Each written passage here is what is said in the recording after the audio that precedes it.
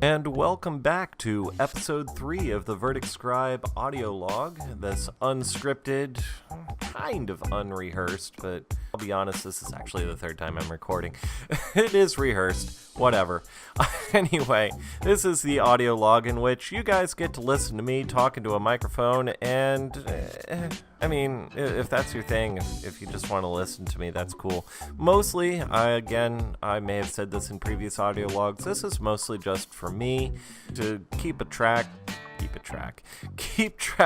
of my progress on this YouTube channel. I'm about a third of the way done my first episode of Watch It in 3, and I've got a few gameplay videos up of Retro vs. Redo on an alternate channel. But otherwise, yeah. So this is just kind of another audio log, and I'm just going to try and keep a weekly audio log. I might do some fancy graphics and put it on the screen. Otherwise, I might just keep an audio log and just put it to some looping, sparkly background. But I'm going to do something, and that's what I'm doing. I'm just going to keep doing something every week.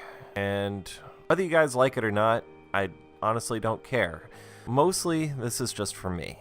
I just want to get something out there. And what I want to talk about today, and what I've kind of rehearsed a couple of times before this, is I want to talk about success.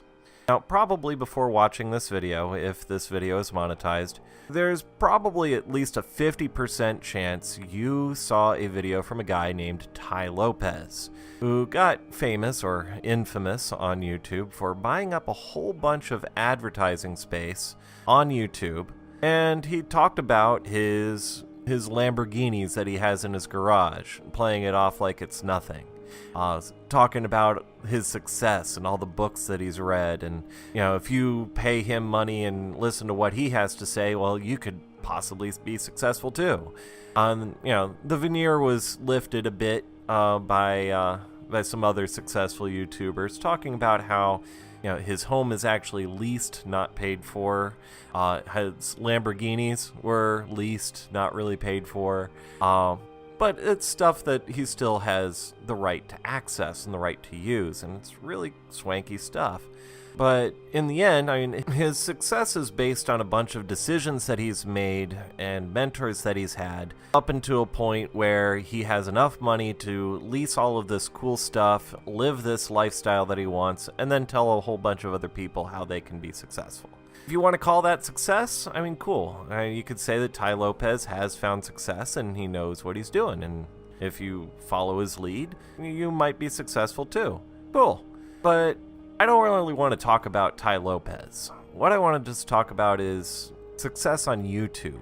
And that's the platform that I'm currently using now, and soon I'll diversify out into things like Twitch and Discord and probably Minds.com and some other places to go that aren't YouTube. Mostly because one of the things about success is One of the things about success is diversity or diversification of your product or brand. You don't want to put all of your eggs in one basket. You want to spread it around a bit, and because not everything's going to work. Not everything's going to work the first time or even work right away. It's best to have diversity in different places.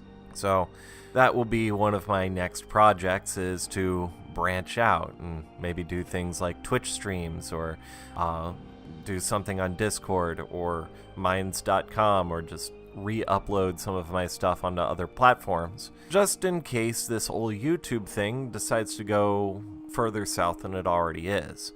And I pretty much got into YouTube at the worst time because of the adpocalypse. Essentially a bunch of advertisers saying, well, I don't want to support YouTube because there's people that talk about things I don't want to talk about on YouTube. And I don't want my brand tied to that.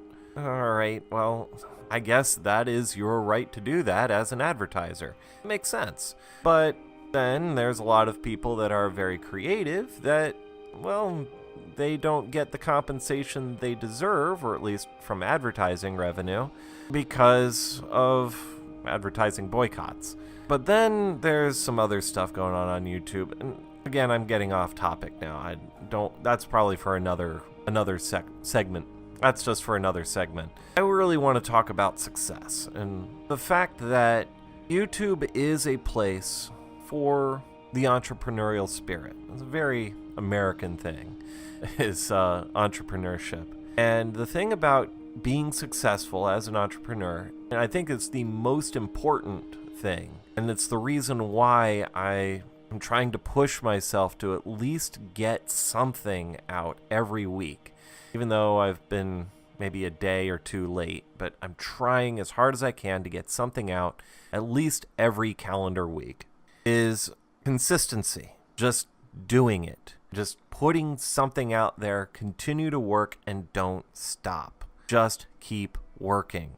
If you look at every successful YouTuber out there, and again, most of my YouTube experience is in the gaming sphere, as far as game reviewers, anything by Normal Boots, anything by the Game Grumps crew, the independents like Ross's Game Dungeon, any of these things that are in the gaming part of YouTube. And I don't really even follow PewDiePie. I know he exists, but I don't really follow him. There's the JonTron Show, which looking at his update schedule recently, you can tell that the adpocalypse probably hit him pretty hard. I think he was also going through some creative issues that he was going through. But I mean, for the most part, just about every content creator out there, not just in the gaming sphere, but even in the YouTube politosphere, the news sphere, one of the things I've noticed is that the shows that, just any YouTube show, anything that continues to have more than one episode, that continues to put out content, that's the thing. They keep putting out content, and they do it on a regular basis. Consistency. That's what having a YouTube show is about. And that's also one of the toughest things that you can do, especially if you've already got a job and you already have a main source of income and you don't want to use YouTube as your only source of income, or you're not even at the point where you can use YouTube or any Patreon money from any of your fans or what have you to subsist on. Most people who are just starting out might not be able to keep that kind of consistency, and that's the tough part.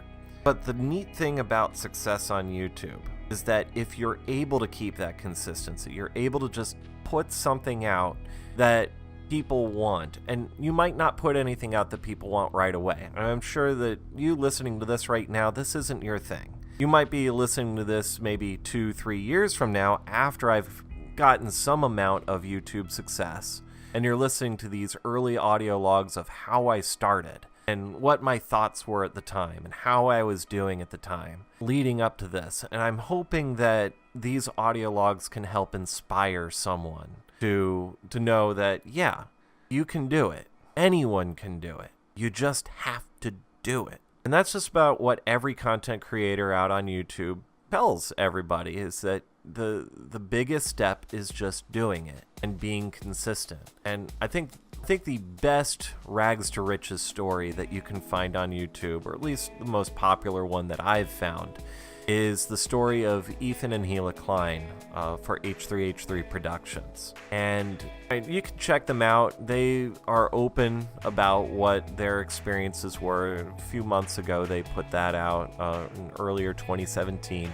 They talked about their experience of being so poor that they went to some organic vegetable stand or something, or some grocery store, and Ethan looked at some red bell peppers, and he looked at them and just said, man, I want red bell peppers, but I can't afford them. I could just take them, right? Well, no, that's stealing. And it was that moment, it's like a come to Jesus moment. It was at that moment where he's like, oh shit, this isn't what I want to do. This is not how I want my life to go. And that was that moment where he's like, okay, we got to do something. We got to come up with a plan. We got to do this thing. And he and his wife worked really hard at this YouTube channel, and mostly Gila's art and her artwork, and Ethan being this subject of her art and, editing YouTube videos and becoming H3H3 Productions as it is today. I'm not going to go through a whole biography on them. Go ahead and check them out. Links in the description. But I really look up to these guys. I see what they're doing, and they're like my role models as far as YouTubers. And I think they should be a good role model for anyone who wants to get involved in YouTube. There are many other great examples out there, many other channels that are going to be like mine that I just really look up to. And I think just the thing that I got to remember is I just got to put it out there. So anyway, thank you very much for listening. I don't want to keep this too long. I'm already past the 11-minute mark here on my recording. So thank you very much for listening.